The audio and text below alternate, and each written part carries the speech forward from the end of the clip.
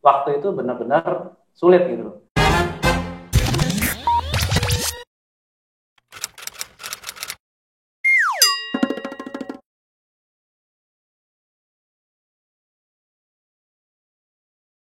Fer, udah lama banget kita nggak ketemu Fer. Oke, halo Bro Andika, apa kabar? Nih welcome ya di program ngobrol santai bareng AWK. Makanya santai banget kita. Sip, sip. Bro, kegiatan apa bro? Kalau gue sekarang bisnis di bidang finansial, Mhm. jadi speaker di bidang perencanaan keuangan, terus investor di pasar modal, sama punya digital insurance agency. Uh, banyak loh ternyata. Gue taunya Ya, terakhir itu, gue taunya terakhir itu lu masih investor doang ya, invest di saham ya? saham masih sampai sekarang. Oh, Ya, ya. lu buku buku terakhir masih investasi buku itu? Iya, buku cuma satu. Memang itu dulu nulis iseng aja, pengen buat apa aktualisasi diri lah istilahnya. Gue baca tuh buku lu. Kayak, thank you, thank you. Bro, kan kan apa namanya? Kalau gue kan tahu lah ya kegiatan lu. Mungkin teman-teman yang nonton ini nggak tahu. Lu boleh gak perkenalin diri bentar deh sedikit aja? Oke, halo Mm-mm. teman-teman AWK, apa kabar? Nama gue Ferdi Darmawan. Saat ini profesi gue sebagai Certified Financial Planner, dan gue lebih suka menyebut diri gue Financial Entrepreneur karena bisnis gue semua berhubungan di bidang finansial. Jadi saat ini gue aktif sebagai speaker di bidang perencanaan keuangan, terus investor pasar modal, ada media finansial juga, kemudian punya digital insurance agency. Jadi makanya gue lebih suka menyebut diri gue financial entrepreneur. Gitu kira-kira, Bro Andika. Kenapa financial, bro? Nah, itu menarik ya pertanyaannya, karena uh, gue percaya kalau UUD lah ujung-ujungnya duit ya, atau bahasa bahasa kekiniannya mungkin cuan yang maha esa. Jadi apa ya, istilahnya gini, awal mulanya itu kenapa gue akhirnya berkecimpung di bidang finansial itu sebenarnya bermula pada saat gue kuliah tuh. Hmm. Jadi lulus SMA bingung kan mau milih jurusan apa, dan dulu gue prinsipnya pokoknya simpel lah, nggak mau muluk-muluk, pokoknya kalau kita habis lulus SMA cari kerja, maksudnya SMA kuliah cari kerja, maunya hidupnya enak, bisa punya waktu sama keluarga, pokoknya nggak mau kerja cari duit lah, intinya begitu. Jadi karena gue nggak mau bekerja itu untuk nyari uang, makanya gue harus mikir gimana cara supaya uang itu bekerja untuk kita. Jadi waktu gue lulus SMA itu gue cari role model sebenarnya, kira-kira mau masuk jurusan apa ya yang bisa mewujudkan mimpi-mimpi gue tadi tuh, pengen financial freedom, time freedom juga. Kebetulan di keluarga gue itu semuanya orang teknik jurusannya, jadi gue nggak punya role model yang dari finance atau bisnis, jadi nggak ada. Nyokap tuh dokter, bokap teknik juga, om tante semua teknik. Kira gue lihat dari keluarga gue mana nih yang paling oke secara finansial. Kebetulan waktu itu tante gue, dan tante gue itu setelah gue ngobrol-ngobrol jurusannya teknik kimia. Nah, tadi jadi waktu itu dia udah punya mobil pribadi, udah punya supir, rumahnya juga udah lumayan. Jadi gue pikir udahlah daripada muluk-muluk, gue cobain aja jurusan teknik kimia. Waktu itu daftar di Bandung di ITB. Keterima. Hmm. Dan kebetulan sih sebenarnya memang gue suka suka kimia juga ya. Dan keterima, gue pikir wah kayaknya nih memang udah jalan nih, jalannya begini. Ya udah gue masuk. Sesimpel itu dulu milih jurusan caranya. Nah, setelah masuk, pada saat gua tingkat 2 di kampus itu, gue sempat balik ke Jakarta. Kan gue aslinya Jakarta ya, jadi Hmm. dulu ngekos, balik ke Jakarta. Pas main ke tempat tante gue lagi, ternyata kok supir sama mobilnya nggak ada. Terus gue nanya dong, kemana nih? Gue pikir awalnya cuci mobil atau ke bengkel. Ternyata itu cuma fasilitas kantor. Dan waktu itu dia mau pindah kantor. Jadi sejak itu gue mulai ada apa ya, itu titik balik lah sebenarnya. Kok eh, selama ini role model yang gue pikir bisa jadi kayak begitu, ternyata pada saat nanti pensiun atau pindah kerja itu semuanya cuma fasilitas semu tuh. Berarti gue nggak boleh cuma ngerti satu bidang doang. Hmm. Dan dari situ gue mulai explore dunia yang lain lah, dunia keuangan. Karena waktu itu di kampus kebetulan ada komunitas pasar modal. Nah, gue join di situ. Pertama kali gue kenal saham, obligasi, reksadana, dan lain-lain. Jadi awal mulai dari situ dan keterusan sampai sekarang kayaknya gue merasa banyak orang di luar sana yang nggak ngerti dan pemain itu dikit sekali gitu. Yang di sini ya kalau sekarang mungkin banyak ya. Tapi waktu dulu gue pertama di pasar modal 2007 tuh nggak ada tuh yang edukasi itu hampir nggak ada lah. Jadi dari situ gue pikir oke lah nih kalau sekalian bisa jadi profesi dan gue explore sumber income itu dari mana aja. Dan ada beberapa sumber income akhirnya gue explore mulai dari saham, kemudian asuransi juga. Intinya semua yang berhubungan dengan finansial. Sekaligus dulu gue punya misi pribadi karena di keluarga gue itu bukan tipe orang tua yang jago ngelola uang. Jadi gue janji ke diri gue sendiri gue harus jago ngelola duit. Karena dulu gue pernah ada satu momen di mana pas gue mau kuliah itu kebetulan waktu itu bokap secara finansial lagi kurang tuh pas gue mau masuk kuliah. Jadi dia namanya orang tua kan pasti kalau buat anak mah semua juga dibela-belain ya. Dia bilang lu kalau kamu mau kuliah ke luar negeri ya udah nggak apa-apa nanti dicarilah gimana pokoknya ada jalan. Nah, gue paling nggak suka tuh kalau udah pokoknya ada jalan tuh gue paling nggak suka karena itu berarti kita nggak punya perencanaan kan. Jangan sampai nanti gue udah ke luar negeri ternyata duitnya nggak ada terus putus kuliah, gue juga nggak mau. Akhirnya udahlah gue putusin di dalam negeri aja. Tapi waktu itu bokap gue sempat bilang, nanti kalau misalnya nggak ada uang ya tinggal pinjem aja. Nah itu gue lebih nggak suka lagi tuh kayak begitu. Jadi dari situ gue berpikir pokoknya mau jadi orang yang jago ngelola uang. Nah, akhirnya sampailah ke hari ini, kira-kira gitu Bro Andika. Wow. Tapi gue nggak tahu ya, gue nggak tahu. Setiap orang kan pasti punya masa di mana ya lu dari keluarga dokter ya which is semua orang pasti taunya dokter is good. Betul. Secara finance. Tapi gue nggak tahu apakah lu punya titik terendah dalam hidup lu. Ada nggak? Apa titik terendah dalam hidup lu yang sampai akhirnya lu bilang gue harus bangkit nih, gue nggak bisa lagi begini. Untuk personal ya, bukan masalah kuliah, untuk personal lu. Sejak lu jalanin bisnis finance ini. Oke. Oh, sejak jalanin bisnis finance atau sebelumnya nih? Bebas. Boleh sebelumnya dan sesudahnya. Ya sebenarnya sih kalau bilang titik terendah itu zaman-zaman SMA itu kan orang biasalah punya cewek lah, terus putus sama cewek lu berpikir nanti kalau lu bikin supaya dia nyesel lah kalau udah putus sama lu.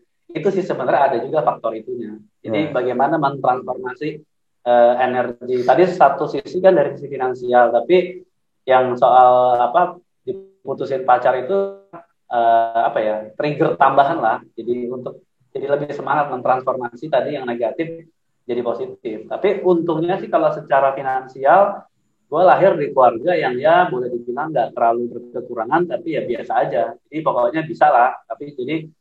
Tapi hal-hal seperti itu nggak selamanya bagus juga. Gue lihat beberapa temen gue yang dari keluarga berkecukupan malah take it for granted kan juga banyak yang kira orang yaudah gue hidup gini-gini aja pokoknya santai-santai nggak ada etos kerja sama sekali berpikir nanti setiap saat juga secara finansial ada dari orang tua, tapi untungnya gue nggak seperti itu gitu. Jadi meskipun ya nggak berkekurangan juga, tapi ya boleh dibilang ya cukup lah, bukan yang berlebih juga.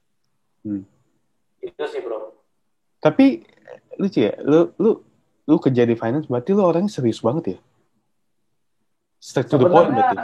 Apa gimana? Sebenarnya nggak juga ya, karena kenapa gue akhirnya berkecimpung di finance? Mungkin kalau orang yang nggak tahu, dia berpikirnya pasti apa duit gitu kan. Sebenarnya enggak. Karena dulu itu orang tua gue kan kerja tuh, jadi jarang punya waktu sama keluarga kan. Pokoknya intinya gue les terus sekolah itu juga pakai antar jemput segala macam. Jadi waktu itu benar-benar sulit gitu.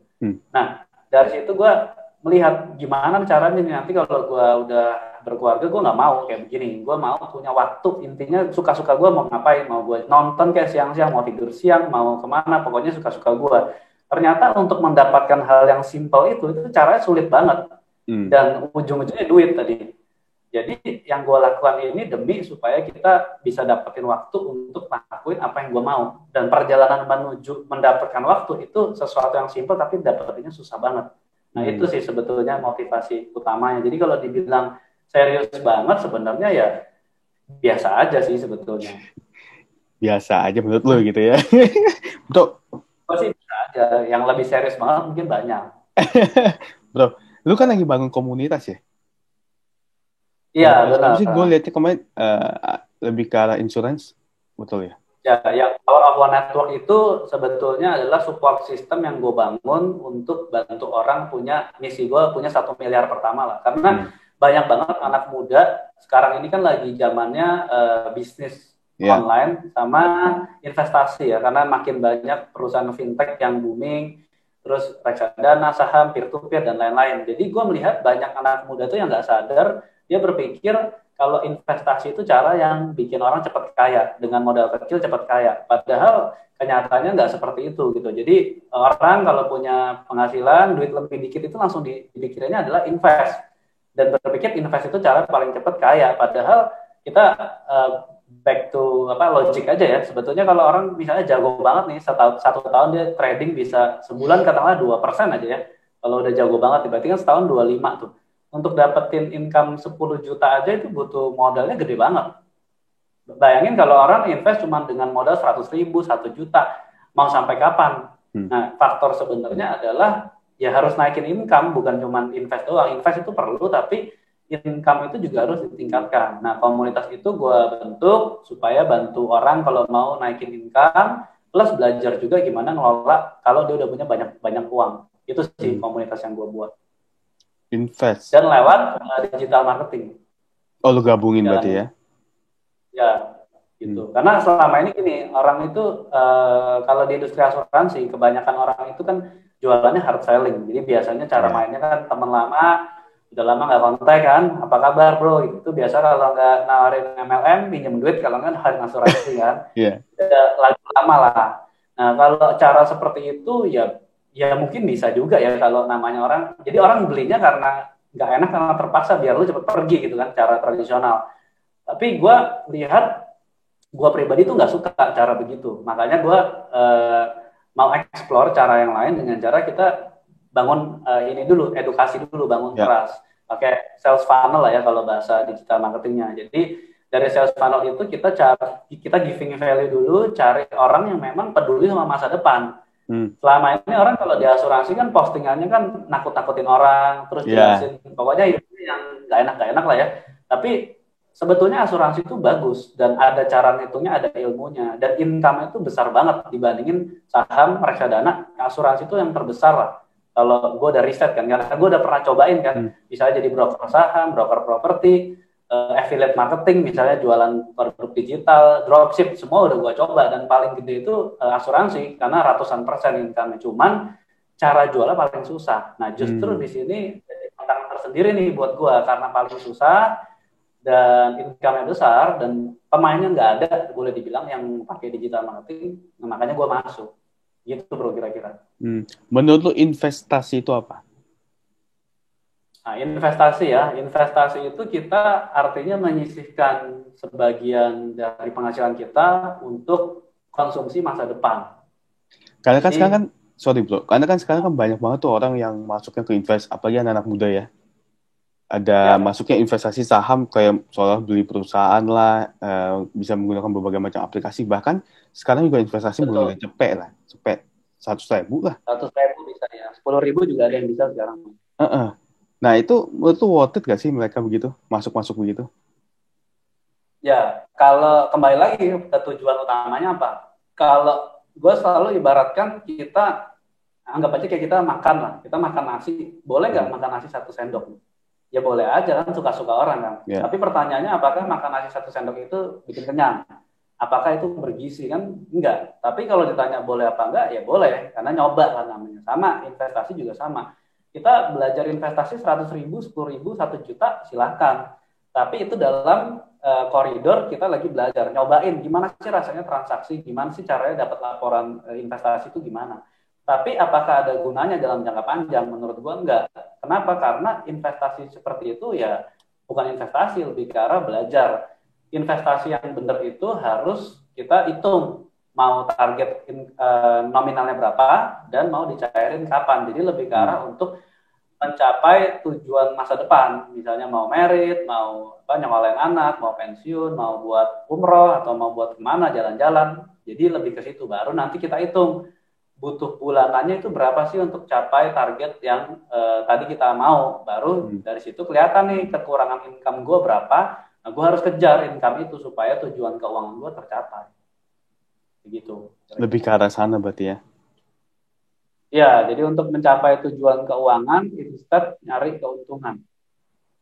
Gile, lu benar-benar pakar banget di duit ya. Pakar duit lu ya. Lu udah married ya? Kemarin gue lihat tuh sama bini ya. Ya, Uh-uh. udah 2016. Ah, lu married 2016. Umur lu berapa sekarang? Hah? Umur lu berapa sekarang? Umur ya sama lah kayak lu kira-kira umurnya. Masa gila lu muda banget muka lu. Mukanya doang bro mirip lah umurnya. Bro. Eh, apa yang ngebuat lo akhirnya ngebangun komunitas ini selain sebagai jembatan? Kan karena gini, kalau gue bangun bisnis karena pertama gue suka sebel. Misalnya gue bangun bisnis hosting, itu karena gue sebel, dulu gue pakai hosting lemot banget. Akhirnya gue bangun tuh infrastruktur hosting, gue beli server di mana-mana, terus gue bikin sendiri, akhirnya gue jual. Awalnya pengen pakai sendiri, gue jual akhirnya.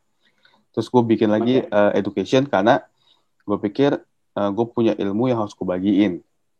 Nah, apa yang bikin lo akhirnya membangun komunitas ini?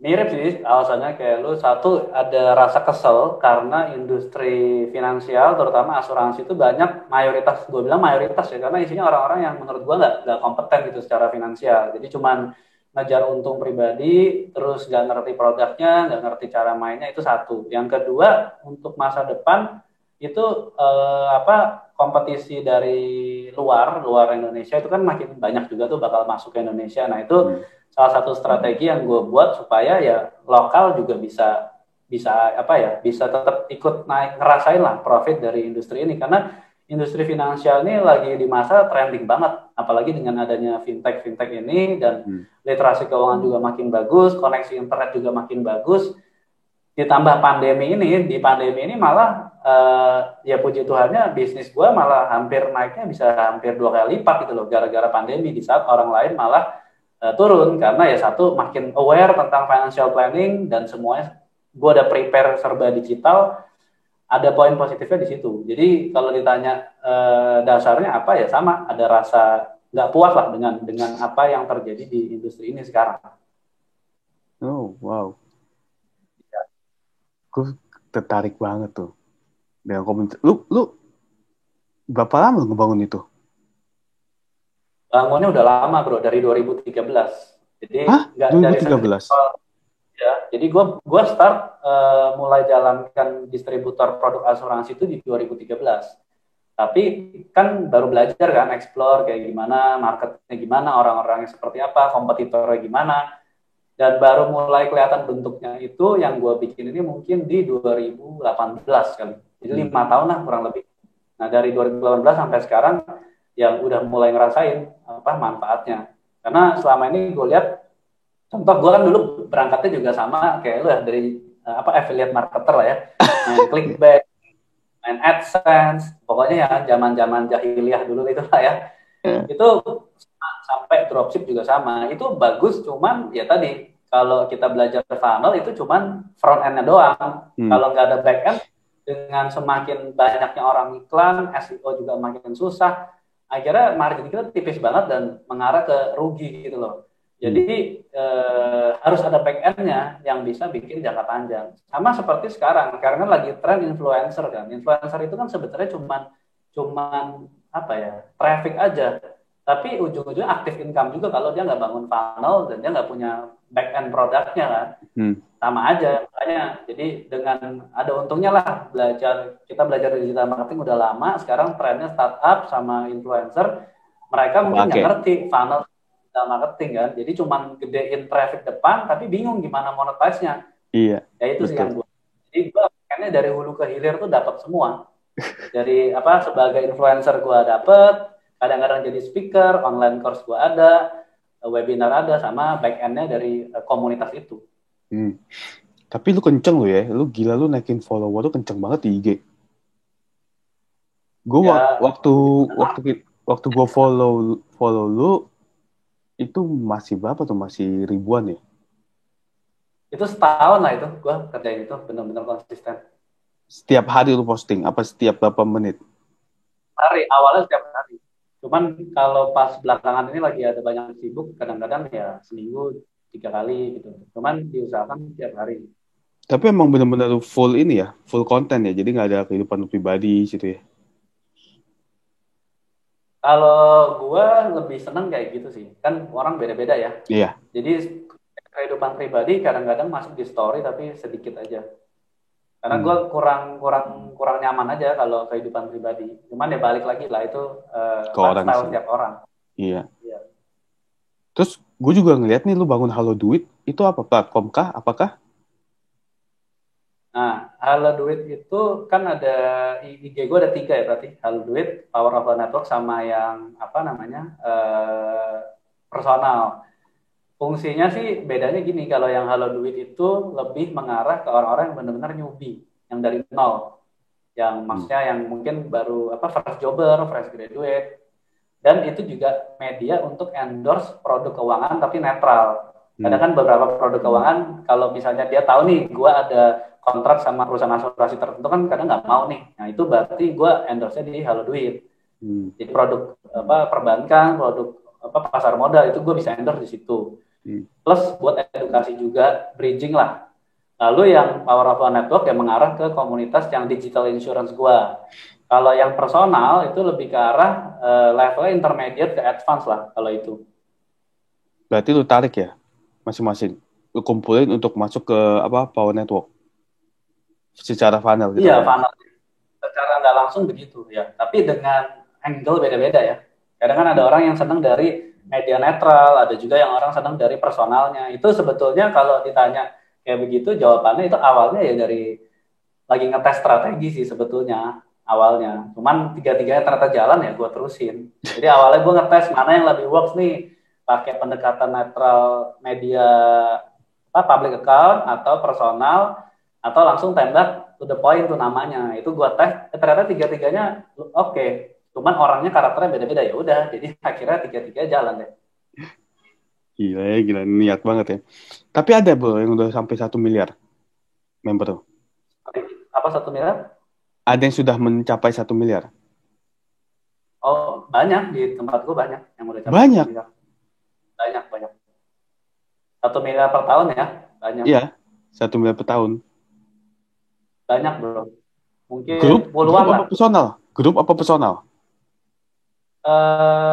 Kalau misalnya mau capai 1 miliar gitu, pasti harus grup. Nggak bisa kalau personal. Nah, yang personal itu nggak bisa. Kalau dia kan selama ini gini, orang kan berpikir asuransi itu kita harus jualan, cari klien. Enggak. Ya. Justru di gue ngajarin bukan itu gitu.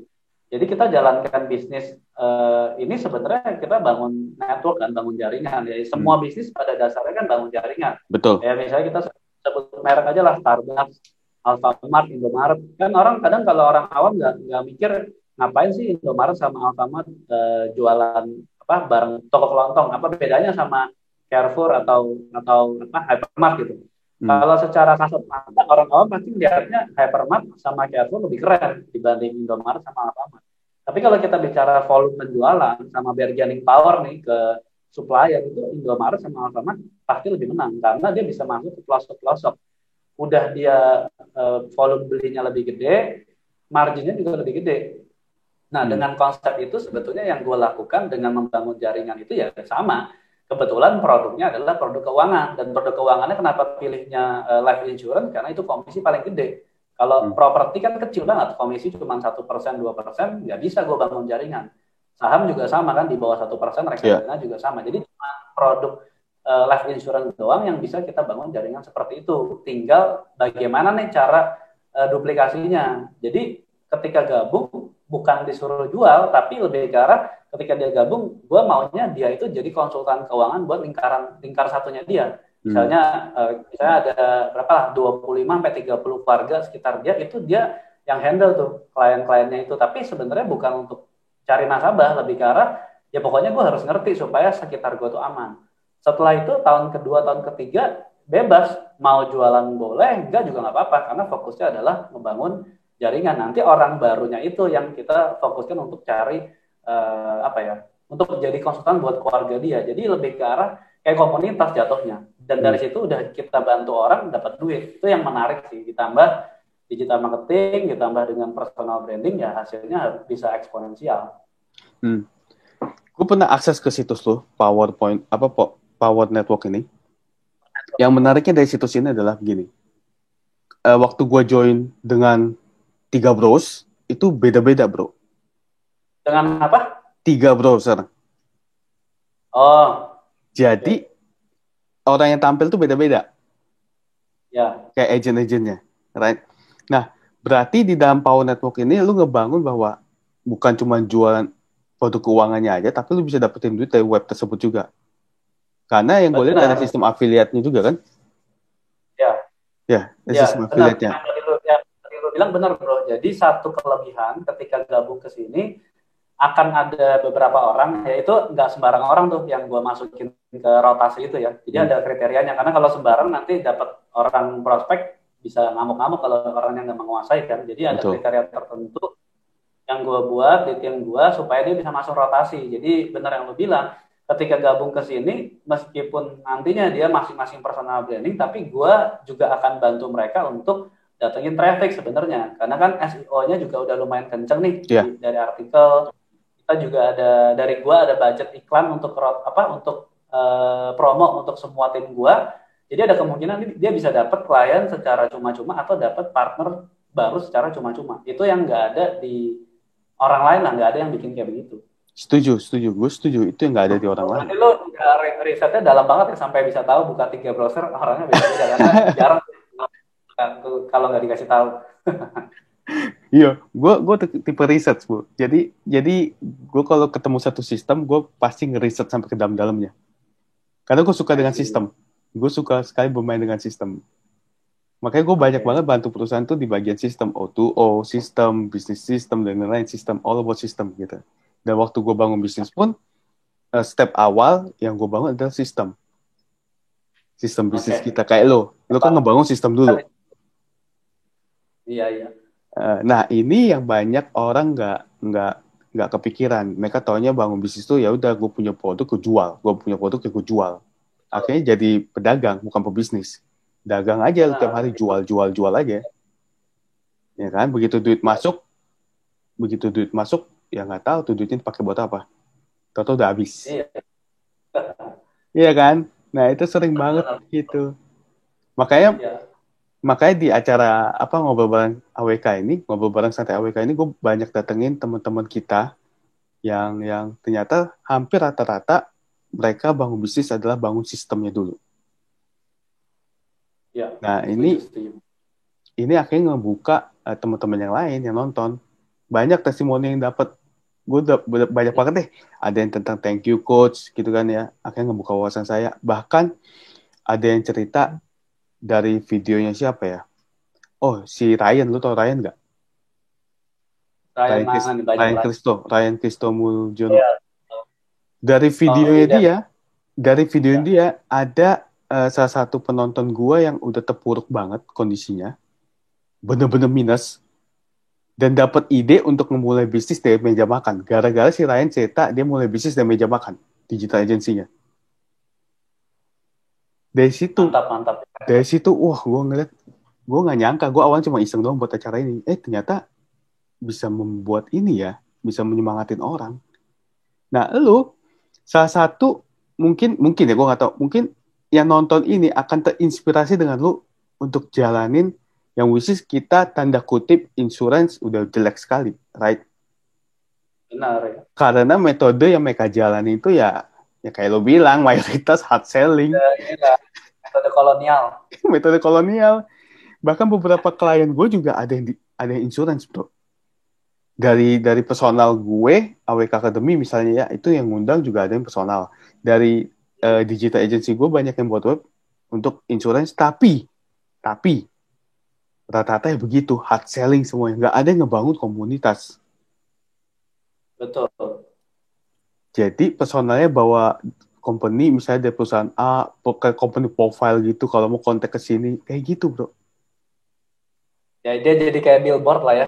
Iya, makanya gue Mana-mana tertarik. pokoknya company-nya gitu loh. Iya, makanya gue tertarik banget sama lu. Lu menyembunyikan ini kan ya, identitas insurance-nya, tapi lu keluarin komunitas lu. Begitu orang join baru Benar. tahu nih, oh ternyata si komunitas ini bekerja sama dengan perusahaan ini. Komoditi. Kalau Kenapa? kita jualan yang sama kan jadi komoditi. Mm-mm, Jadi mm-mm. perang itu yang bikin capek kan. Di Iya, compare sana sini. Tapi kalau yang gue jual adalah support system, gue kan nggak ada lawannya sebenarnya. emang iya, betul. Gue setuju. Ya, Belum ada, gue belum ketemu situs kayak lu. benar.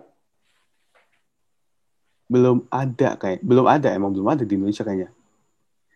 That's why lu yang pertama kayaknya. Iya, nggak ada sih. Setahu gue juga nggak ada. Hmm. Ada pun, ya ada pun cuma di bidang yang beda bro. Kecantikan paling. Ya, ya, ya. I see. Ya kan, tapi itu nggak tahu tuh masih jalan nggak tuh yang Dini Santi. Kalau sebut merek ya lo ya. Gak apa-apa sih ini mah teman-teman juga. Gue Oh, nggak sebutin nggak tahu komunitas sih. ya, gue sebutin namanya kan. Nggak tahu gue nggak kenal soalnya nggak tahu masih jalan atau enggak. Oh, lu nggak kenal, nggak gitu kenal ya? Nggak kenal. Hmm. Oke bro. Nah, kalau kan gue juga pernah lihat nih di web lo, lanjut ya. Kalau orang itu Ya, mau ya. join, mereka bayar sekitar 500 ya. 500 atau 300 tuh. Nah, itu sebetulnya nggak bayar, bro. Jadi join ke komunitas gue itu totally free. Hmm. Cuman ada syaratnya, karena kan kita maunya dia melek kan. Jadi gue paling nggak suka ada orang yang jalanin satu bisnis, tapi dia sendiri nggak pakai produknya. Itu gue paling Ya. nggak suka, karena nggak menjiwai, dan kalau ditanya-tanya pasti nggak ngerti. Jadi ketika gabung ke komunitas gue, itu gue wajibkan dia untuk sebetulnya ngebeli produk proteksi income buat dirinya sendiri. Jadi yang uang yang ditransfer itu sebetulnya ya kayak pindahin rekening aja, bukan bayar, karena itu jadi punya dia. Hmm. Sama sekali kita nggak ngambil, nggak ada joining fee lah intinya. Itu benar-benar ya dia beli polis asuransi lewat perekrutnya dengan nominal minimal. Hmm. Tujuannya apa kita bikin minimal? Supaya ada komitmen, bukan main-main. Karena gini, terkadang orang melihat ya, orang itu kadang melihatnya bisnis yang bagus itu adalah bisnis yang modalnya gede. Padahal enggak. Paling gampang misalnya restoran deh, modal 2 miliar, 3 miliar. Belum tentu dalam 3 tahun BEP ya kan. Udah Betul. gitu kan ngurusinnya. Banyak teman gue bisnis restoran modal 2-3 M, 3 tahun bangkrut. Karena dia minta uang orang tua, udah kalau orang tuanya ada duit sih terserah ya. Tapi pada saat orang tuanya nggak ada duit, 3 miliar dia keluar, kalau sampai dalam 3 tahun itu dia nggak profit, orang pasti akan mikir sekeras mungkin supaya duit itu balik kan. Ya. Nah beda sama model bisnis yang network marketing, insurance juga termasuk karena nggak pakai modal. Kalau dia nggak dijalanin, ya udah orang gua nggak nothing tulus kan. Nah makanya kita cari orang yang memang berkomitmen dengan cara apa? Minimal dia udah punya produknya dan dia sudah believe dan dia udah sadar, itu yang baru kita terima jadi partner kita. Tapi kalau ditanya bayar atau enggak, itu enggak bayar. Karena itu 100% berubah jadi tabungan proteksi untuk kepentingan dia sendiri. Gitu, bro. Berarti intinya mah untung ini mah.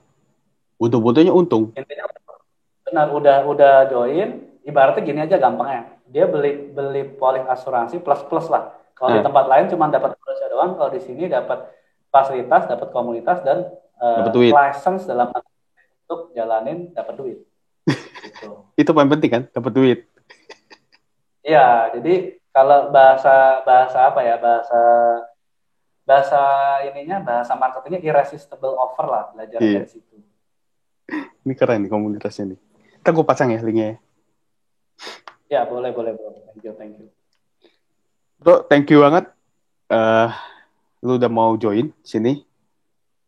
Gue tahu Ya, banget lu sama-sama. habis ini meeting lagi kan ya. Ada meeting lagi, but nanti kapan-kapan kita ngobrol lagi, tapi di waktu yang santai. Di waktu yang benar-benar kita Boleh. santai banget gitu ya. Berdua nggak ada kejar-kejaran meeting. Ya. Thank you banget dan terima kasih teman-teman yang sudah menonton ini. pastikan terus subscribe karena kita akan update setiap hari Selasa ngobrol bareng Andika Wijaya Kurniawan. Oke, thank you teman-teman semua. Bye. Oke, bye-bye.